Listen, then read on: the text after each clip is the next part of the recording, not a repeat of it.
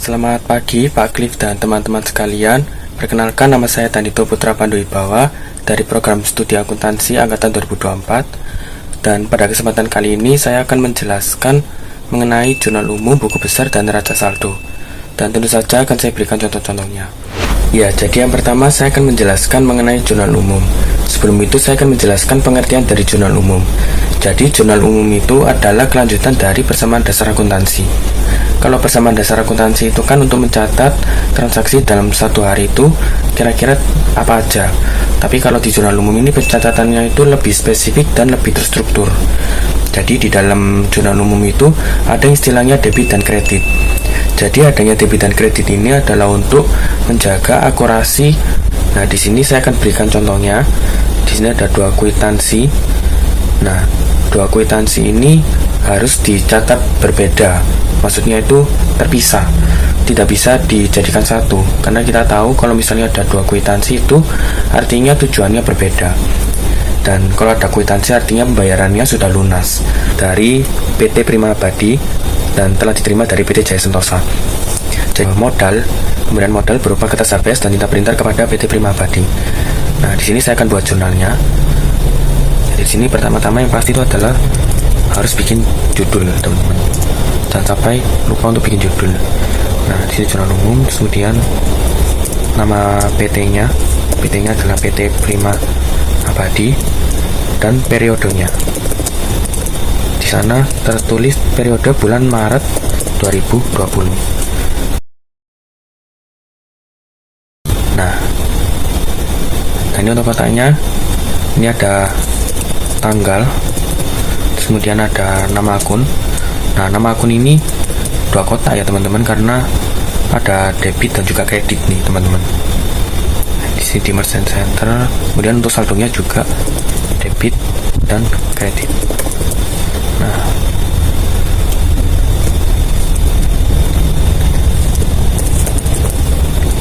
dan jangan lupa untuk dikotai supaya tidak bingung, dikotai seperti ini. Nah, untuk kotak saldo debit dan kredit ini kita bisa tekan shift kanan, kemudian kontrol bawah. Nah, kita pilih number, kemudian tekan ini more accounting format, dan kita cari rupiah teman-teman ya, karena ini kan saldo ya teman-teman. Nah, di sini kita pilih ini dan klik OK. Nah, untuk kembali ke atasnya tinggal tekan kontrol atas. Nah, di sini kita mulai dari tanggal 1 Maret 2020. Nah, tanggal 1 Maret ini PT Jaya Sentosa memberikan modalnya berupa kertas HBS dan tinta printer. Karena memberikan berupa kertas HBS dan tinta printer itu kan masuk perlengkapan teman-teman. Jadi perlengkapan itu habis pakai, sedangkan peralatan itu tidak habis pakai teman-teman. Ya, jadi di sini dicatatnya sebagai perlengkapan. Untuk mencatat akun-akunnya ini ada cara yang lebih efektif teman-teman. Jadi di sini teman-teman bisa nambah sheet. Nah, di sini bisa di list kira-kira akun apa aja yang mungkin teman-teman mau masukin.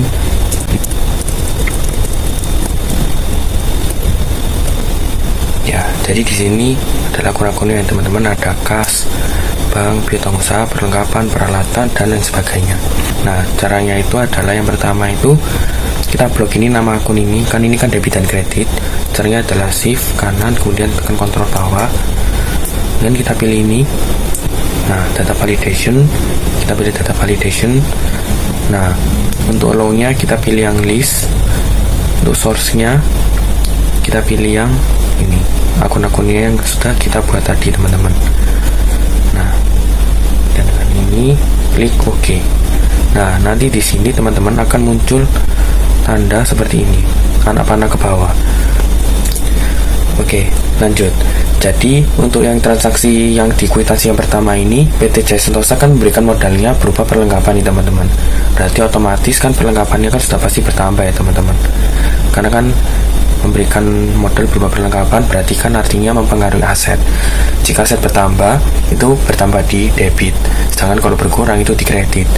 Kalau liabilitas atau kewajiban, kalau dia bertambah itu ada di kredit, sedangkan kalau berkurang itu di debit.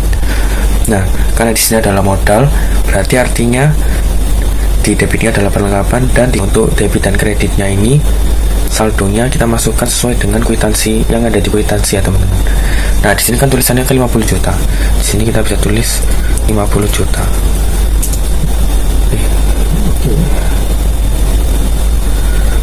di sini kan ada 0,00 nih teman-teman, bisa di remove supaya nggak bingung ya.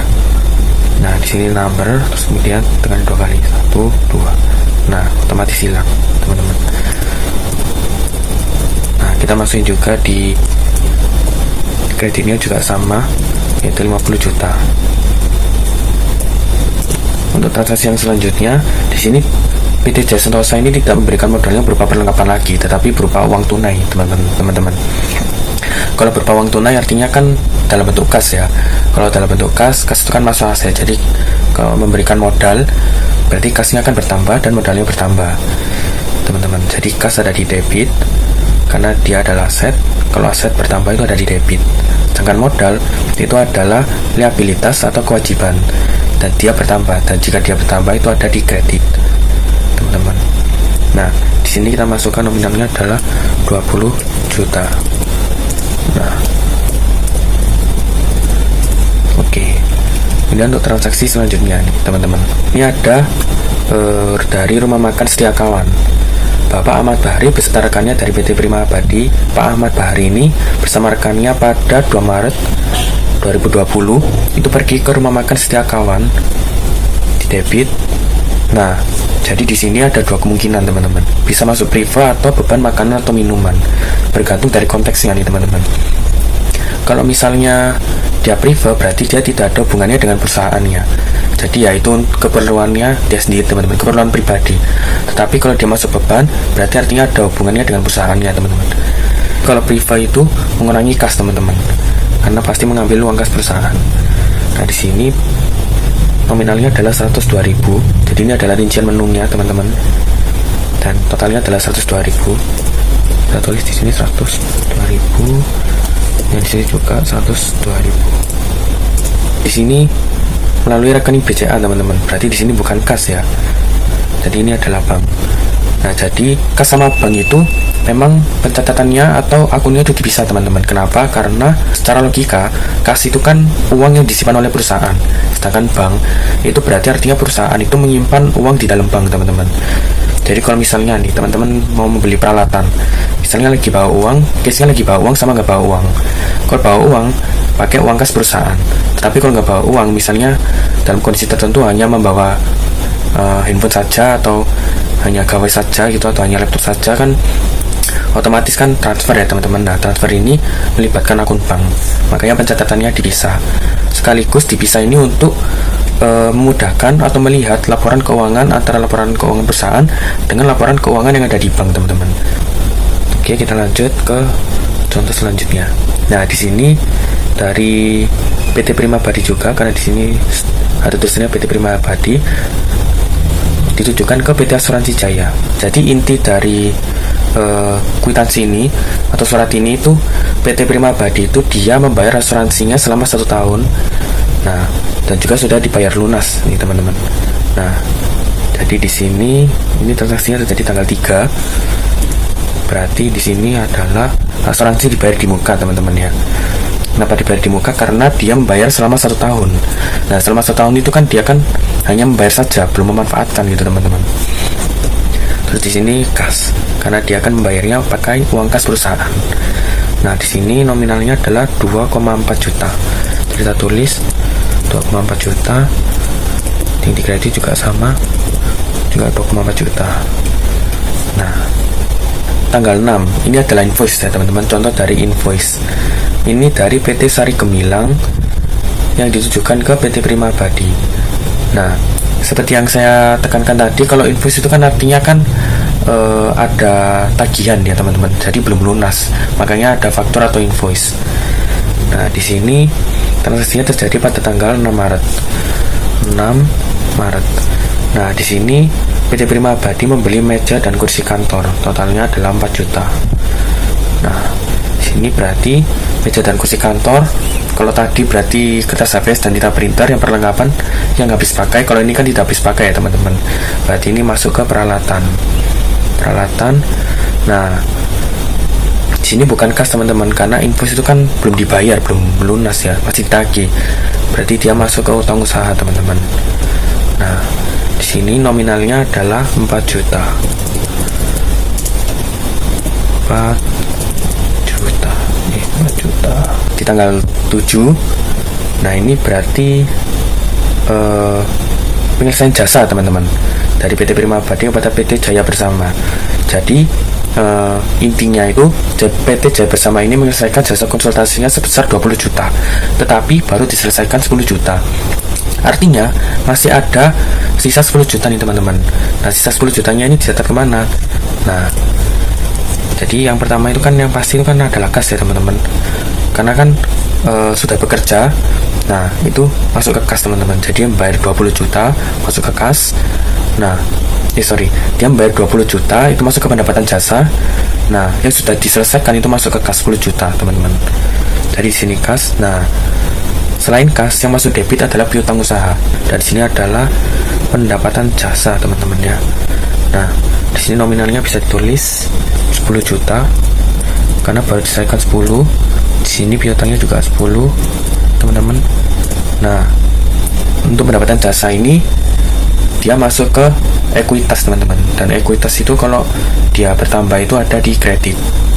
Jadi di sini kita masukkan 20 juta. Nah, ini dalam bentuk bank ini teman-teman ya. Berarti ini bank.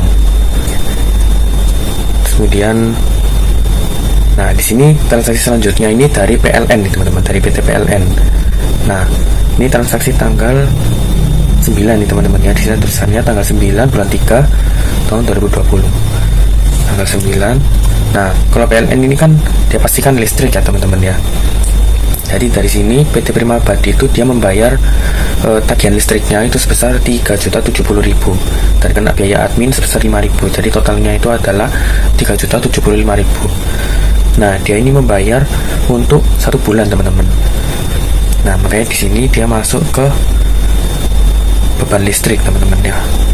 Nah, beban listrik, dan tentu saja dia membayarnya pakai uang kas perusahaan teman-teman. Di sini nominalnya adalah 3.075.000. Di sini juga 3.075.000. Nah, oke. Di sini ke transaksi selanjutnya nih teman-teman. Tanggal 11. Nah, tanggal 11 ini bukti pembayaran, artinya ini sama seperti kwitansi teman-teman ya, hanya perbedaan penyebutan saja. Biasanya kalau nggak kwitansi ya bukti pembayaran, atau bukti pembayaran kalau misalnya itu sudah sah teman-teman. Kalau misalnya faktur atau invoice, biasanya namanya tidak mesti faktur atau invoice, tetapi namanya itu bisa tagihan atau bukti tagihan. Nah, macam-macam teman-teman ya. Oke, kita lanjut. Di sini tanggal 11. Nah, di sini perihalnya adalah pelunasan piutang teman-teman dari PT Jaya Bersama. Nah, di sini ditekankan bahwa transaksi pada tanggal 7 itu menimbulkan piutang sebesar 10 juta. Nah, ini piutangnya adalah 10 juta. Nah, ini dibayar pada tanggal 11 Maret. Kalau misalnya piutangnya dibayar, berarti kan piutangnya akan berkurang teman-teman. Piutang masuk aset, sedangkan kalau aset berkurang itu masuk ke kredit. Berarti piutang usaha masuk ke kredit, dan yang masuk ke debit adalah kas teman-teman, karena kan piutang itu kan orang lain yang punya utang ke kita. Jadi kalau misalnya dibayar, artinya kan kasnya kan bertambah teman-teman ya. Di sini kasnya bertambah, di sini piutang usahanya berkurang. Nah, di sini nominalnya adalah 10 juta. Nah, di sini juga 10 juta teman-teman. Oke, ke transaksi selanjutnya. Nah, ini dari Dirjen Pajak ya teman-teman, Dirjen Pajak Jawa Timur. Ini transaksi tanggal 12. Nah, di sini intinya PT Prima Abadi, karena dia kan perusahaan ya teman-teman, yang pasti harus taat pajak. Dia membayar pajak tahunan menurut PPh pasal 23 itu sebesar 30 juta teman-teman. Nah, di sini dia membayar pajak per tahun ya teman-teman ya. Makanya di sini yang masuk ke debit itu adalah beban pajak teman-teman. Jadi beban itu kan dia kan masuk ke ekuitas teman-teman. Jadi kalau misalnya berkurang itu masuk ke debit, sedangkan kalau dia bertambah itu di kredit. Nah, di sini kita pilih beban pajak. Kemudian di sini adalah kas teman-teman ya, karena ini kan pajak perusahaan. Nah, di sini nominalnya kita tulis 30 juta. Nah,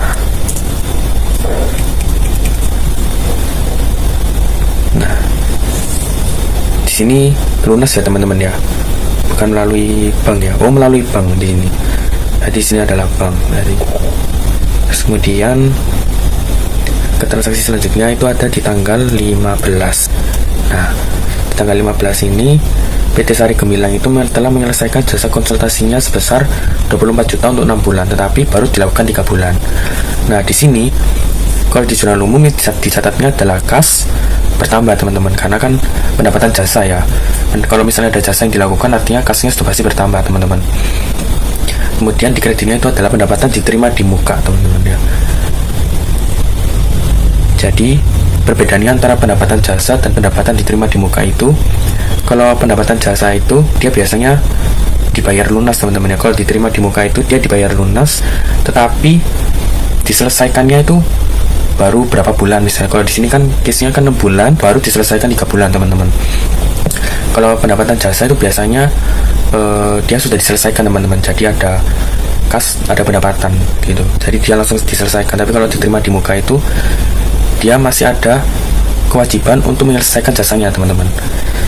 Nah, di sini dibayar lunas 24 juta ya teman-teman. Nah, di sini kita tulis 24 juta. Kemudian, nah, di sini ada tanda tangan juga. Kalau sudah ditandatangan itu artinya sudah sah ya teman-teman. Maksudnya bukan sah dalam arti pembayarannya sudah lunas, itu bukan teman-teman. Artinya sudah ada bukti teman-teman bahwa surat ini tuh sudah diketahui dan sudah disetujui teman-teman. Dan kita lanjut ke transaksi selanjutnya, itu tanggal 18. Nah, di tanggal 18 ini, nah ini teman-teman bukti tagihan, atau biasanya kita tahu itu adalah faktur atau invoice. Sama kalau yang tadi kan bukti pembayaran, kalau ini adalah bukti tagihan. Jadi PT Prima Badi itu dia menyewa sebuah auditorium seharga 10 juta untuk keperluan seminar pada 20 April 2020. Berarti artinya masih bulan depan ya teman-teman. Nah, karena PT Prima Badi ini dia menyewa auditorium, menyewa gedung, berarti otomatis dia masuk ke sewa dibayar di muka teman-teman ya. Kenapa? Karena dia kita PT Prima Badi itu sebagai penyewa, itu kita menyewakan gedung dari PT Atap Jawa teman-teman. Jadi di jurnal kita mencatatnya adalah sewa dibayar di muka dan kas di kredit. Sedangkan di jurnalnya PT Atap Jawa itu berarti sewa diterima di muka dan kas teman-teman. Jadi kas di debit dan sewa diterima di muka itu adalah di kredit. Ya, jadi kita sebagai penyewa itu membayar gedung itu. Nah, kalau misalnya PT Atap Jawa ya, dia yang punya gedung, artinya kan kita kan menyewa dari dia teman-teman. Jadi dia ini adalah pihak yang punya gedung dan kita menyewa. Jadi di sana itu di jurnal umum kita mencatatnya adalah diterima di muka. Tapi karena di sini case-nya adalah PT Prima Badi, ya kita tulisnya adalah sewa dibayar di muka. Di sini adalah kas, teman-teman. Karena kan dibayar pasti mengurangi kas, teman-teman ya. Dan di sini harganya adalah 10 juta. Kemudian ke transaksi selanjutnya, teman-teman ya. Nah, tanggal 19 ini intinya itu PT Prima Badi itu dia membayar utang untuk, karena kan tanggal 6 itu kan dia kan ngutang ya teman-teman, dia membeli peralatan tetapi belum dibayar, jadi dia itu masih ada utang. Nah, jadi di tanggal 19 ini dibayar teman-teman. Jadi di sini adalah utang usaha. Utang usaha ada di debit. Kenapa? Karena utang usahanya kan berkurang teman-teman. Jadi kalau misalnya utang usaha berkurang, dia masuk ke debit. Utang usaha itu kan masuk ke liabilitas atau kewajiban. Sedangkan di sini itu adalah kas, teman-teman. Karena kita membayar utang itu menggunakan kas. Nah, di sini nominalnya adalah 4 juta. Oke.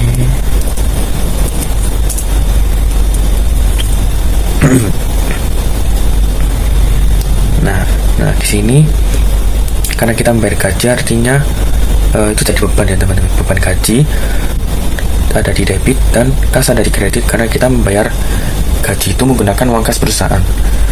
Nah, jadi di sini nominalnya adalah 9 juta. Di sini juga 9 juta. Nah, jika sudah seperti ini teman-teman, bisa kita total. Nah, di sini untuk mempermudah kita bisa menggunakan rumus sum. Kita drag sampai bawah. Nah, kemudian tutup kurung, kita enter. Nah, hasilnya adalah segini ya teman-teman ya, 186.577.000. Tinggal Ctrl C dan Ctrl V. Nah, jadi di sini dia sudah otomatis menyesuaikan teman-teman dengan kotaknya. Nah, di sini balance ya teman-teman ya. Ctrl B. Nah, di sini kan belum ada kotak-kotaknya nih teman-teman. Jadi kita bisa bikin kotaknya nih teman-teman. Ini adalah jurnal umumnya ya teman-teman. Hasil dari jurnal umumnya. Nah, ini adalah jurnal umumnya teman-teman ya. Jadi jurnal umum itu contohnya itu seperti ini teman-teman. Jadi ada debit dan kredit. Kita kan bikin jurnal umum. Kita lihat soalnya teman-teman ya. Kita lihat kasusnya teman-teman. Tetapi kalau buku besar ini kita lihat dari jurnal umumnya teman-teman. Jadi di sini kita bikin sheet baru. Kita ganti namanya jadi buku besar teman-teman ya. Nah, kita enter. Nah, di sini ini kan sudah jadi teman-teman jurnal umumnya. Kalau tadi jurnal umum dibikin judul, di buku besar pun juga sama teman-teman ya. Kita bikin judul. Jadi di dalam buku besar ini adalah nama PT-nya, PT Prima Abadi. Kemudian ini adalah periodenya, sama ya teman-teman ya. Periode bulan Maret 2020. Nah, di sini, buku besar ini sebelum itu saya akan menjelaskan. Nah, kalau buku besar ini itu kelanjutan dari jurnal umum teman-teman. Di buku besar ini itu pencatatannya itu lebih spesifik lagi daripada jurnal umum. Kalau jurnal umum ada debit dan kredit. Kalau buku besar itu sama, ada debit dan kredit. Tapi apa perbedaannya? Kalau buku besar itu dia dicatatnya itu per akun teman-teman. Jadi tujuannya dicatat per akun itu supaya untuk melihat teman-teman kira-kira perusahaan itu perputaran keuangannya itu lagi bagus atau enggak, lagi baik atau enggak teman-teman. Jadi sekaligus juga untuk mempermudah seorang audit untuk melihat laporan keuangan perusahaan teman-teman. Nah, sini kita bikin yang pertama itu adalah kas ya teman-teman, akun kas. Nah, di sini kita bikin kotaknya. Nah, di sini kita kotak. Kemudian kita tulis tanggal, dan ini adalah debit kredit. Dan ini adalah debit kredit. Nah, di sini kita bold. Kemudian kita arahkan ke tengah. Nah, di sini teman-teman mencatat buku besar ini adalah seperti ini. Yang pertama itu kan adalah akun kas ya teman-teman. Jadi dalam jurnal umum ini kita harus melihat kira-kira di dalam jurnal umum ini yang ada akun kasnya itu tanggal berapa teman-teman, dan nominalnya itu berapa, dan posisinya dia itu ada di debit atau kredit. Nah, kalau di sini kan yang ada akun kasnya tanggal 1 ini kan yang pertama nih teman-teman ya. Ini kas maksud debit 20 juta. Nah, di sini kita bisa catat tanggal 1. Nah, di sini kita nggak perlu nulis kas ya teman-teman, karena di sini kita sudah menulis kas. Jadi di sini kita perlu mencatat 20 juta. Oke. Nah, untuk kas transaksi yang mempengaruhi kas selanjutnya itu kita cari teman-teman. Nah, di sini ada tanggal 3 ya teman-teman. Nah, di tanggal 3 ini kasnya ada di debit sebesar 2,4 juta teman-teman. Kalau misalnya dia ada di kredit ya, kita catatnya di kredit ya teman-teman ya. Nah, seperti ini. Kemudian kita tulis 2,4 juta. Nah, ini kotaknya kurang besar, jadi kemudian kita cari lagi ya teman-teman. Tadi kan tanggal 3, kemudian cari lagi. Nah, tanggal 9 ini ada juga, dan seperti itu seterusnya ya teman-teman. Nah, sini total teman-teman. Sini total. Nah, di sini kita menggunakan rumus sum. Yang kita total semuanya ini. Nah, kemudian kita enter. Nah, hasilnya adalah 54 juta ya teman-teman. Nah, di sini nolnya kita hilangin aja 2. Nah, di sini kreditnya juga sama. Kita jumlahkan semuanya. Dan hasilnya adalah segini ya teman-teman. Nah, kemudian untuk hasil akhirnya itu debit dikurangi dengan kredit teman-teman, dan hasilnya adalah 25.525.000 teman-teman. Untuk mempersingkat waktu, di sini kita copy saja. Nah, di sini copy.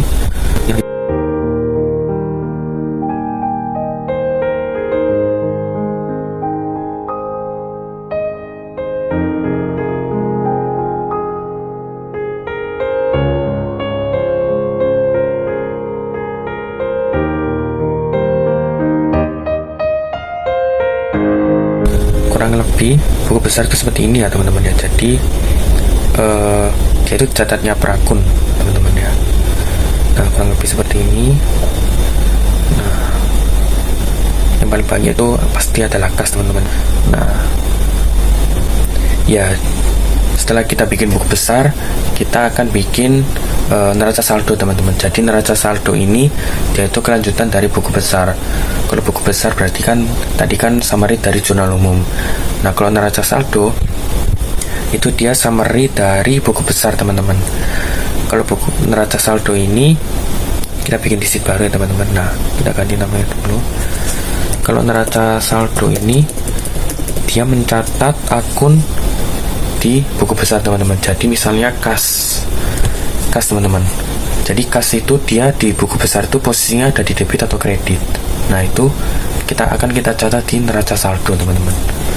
Di sini kita bikin judulnya yaitu neraca saldo, dan di sini adalah nama PT-nya. Tidak lupa dengan nama PT-nya ya teman-teman ya. Nah, di sini adalah periode bulan Maret ya teman-teman ya. Nah, kemudian kita bisa memakai prinsip T account yaitu debit kredit teman-teman. Jadi di sini ada tanggal dan juga nama akun dan juga debit kredit teman-teman. Di sini ada nama akun, di sini ada debit, dan di sini ada kredit. Nah, di sini bisa kita sesuaikan. Nah, mungkin untuk nama akun kotaknya bisa agak sedikit lebih besar. Nah, untuk kredit juga. Nah, di sini kita bold, ini kita tengahkan dan kita bikin tabelnya teman-teman supaya rapi teman-teman.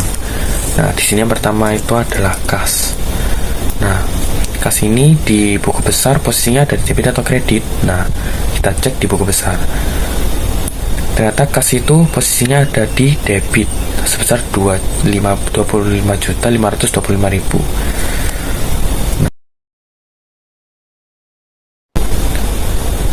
Ya, jadi di sini kita masukkan 25 berapa ya tadi ya teman-teman ya. Ya, jadi ini 25.525.000. 25.525.000. Nah, di sini supaya kita tidak bingung, nolnya kita hilangkan 2. Nah, di sini kita catat piutang usaha. Ini adalah bank teman-teman ya. Nah, di bank ini di buku besar dia itu masuk ke kredit sebesar 20.102.000. 20.102.000. Nah, kemudian itu ada saldo itu seperti ini ya teman-teman ya. Nah, ini tinggal kita total. Nah, di sini kita menggunakan rumus sum yang kita drag. Nah, seperti ini, kemudian kita enter. Nah, hasilnya adalah segini. Untuk kreditnya kita Ctrl C atau Ctrl V. Nah, ini teman-teman dia bisa menyesuaikan ya teman-teman dengan kotaknya. Nah, di sini kita bold supaya tidak bingung teman-teman ya. Jadi ini hasil harinya adalah 134.102.000 teman-teman. Dan ini seimbang teman-teman. Nah, di sini untuk neraca saldonya kita bisa bikin tabel ya teman-teman.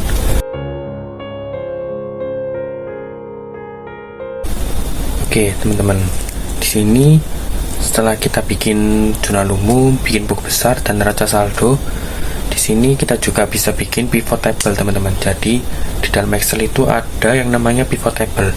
Jadi pivot table itu fungsinya itu kalau misalnya ada data yang begitu banyak, terus kita disuruh mencari kira-kira berapa nih, misalnya kalau di case ini berarti misalnya kayak neraca saldonya itu, misalnya saya mau cari kasnya ini di debit atau kredit, terus kemudian nominalnya berapa. Nah itu bisa teman-teman ya. Jadi caranya itu seperti ini teman-teman. Jadi kita klik sini ya teman-teman, kemudian kita klik insert, pilih pivot table. Nah untuk tabel atau range nya ini kita bisa pilih ini ya teman-teman. Nah kita drag sampai ke bawah, lalu kemudian kita OK. Nah jadi teman-teman tadi itu ada new worksheet sama existing worksheet. Jadi kalau new worksheet itu berarti artinya di sheet yang baru, pivot table nya ada di sheet yang baru. Sedangkan kalau existing worksheet itu artinya sheetnya itu ada di sheet yang sama atau ada dalam satu sheet saja. Nah di sini ada nama akun, debit dan kredit. Untuk nama akun kita bisa taruh di filter atau di row. Misalnya saya contohkan taruh di filter ya teman-teman. Kemudian debitnya kita taruh di value dan kreditnya kita taruh di value. Untuk memindahkannya ini caranya adalah di double tap, kemudian kita geser ke value teman-teman. Nah dan jadinya akan seperti ini ya teman-teman. Nah kemudian kita klik ini segitiga ini yang menuju ke bawah.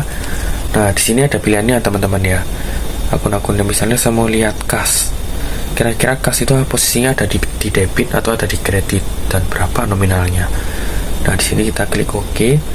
Nah di sini terlihat teman-teman ya, kalau misalnya di debit di kas itu dia ada di debit.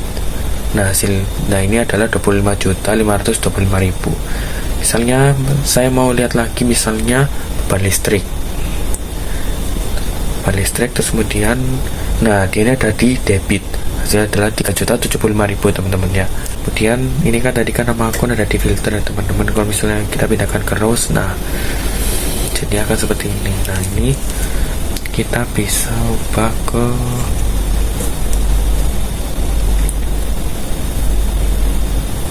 ini untuk angkanya kita bisa ganti ke accounting. Nah di sini currency-nya kita pilih rupiah.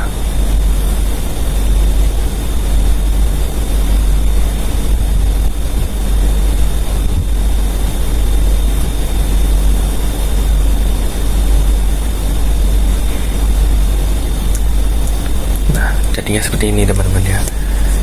Nah seperti ini teman-teman ya jadinya. Kalau kita akunnya, nama akunnya itu dipindah ke row. Kalau ke filter ya seperti tadi teman-teman ya, seperti ini.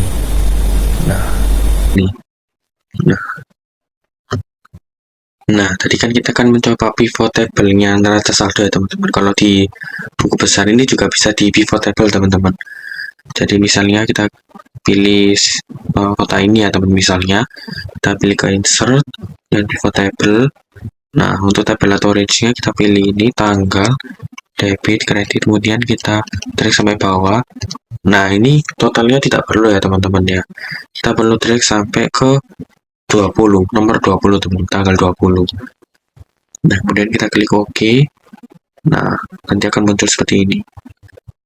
Nah ini tanggalnya kita pilih, kita taruh ke rows, kemudian debit dan kreditnya kita akan taruh ke value. Nah jadi akan seperti ini teman-teman ya. Kalau misalnya kita pakai pivot table jadi lebih ringkas teman-teman ya. Ini kan tadi kan tanggalnya ada di row ya teman-teman. Kalau misalnya kita pindahkan ke filter, nah jadi akan seperti ini teman-teman. Misalnya saya mau lihat tanggal 15, kira-kira berapa nih 15. Oh ternyata di tanggal 15 itu sebesar 24 juta. Kemudian saya mau lihat lagi, mau lihat tanggal 1 misalnya, tanggal 1 ini ternyata sebesar 20 juta. Nah seperti itu ya teman-teman ya. Itu macam-macam teman-teman ya. Jadi bergantung dari kebutuhannya teman-teman itu butuh pivot table-nya itu modelnya seperti apa. Di sini macam-macam banget ya teman-teman. Ya, teman-teman, yaitu adalah penjelasan mengenai jurnal umum, mengenai buku besar, mengenai neraca saldo, dan juga contoh kasusnya itu seperti apa dan cara penyelesaiannya seperti apa. Kita sudah bahas ya teman-teman, sampai kita membahas pivot table teman-teman. Nah, semoga ini bisa bermanfaat ya teman-teman ya. Demikian dari video saya, mohon maaf apabila terdapat kesalahan kata atau penyebutan. Akhir kata saya ucapkan terima kasih dan selamat siang.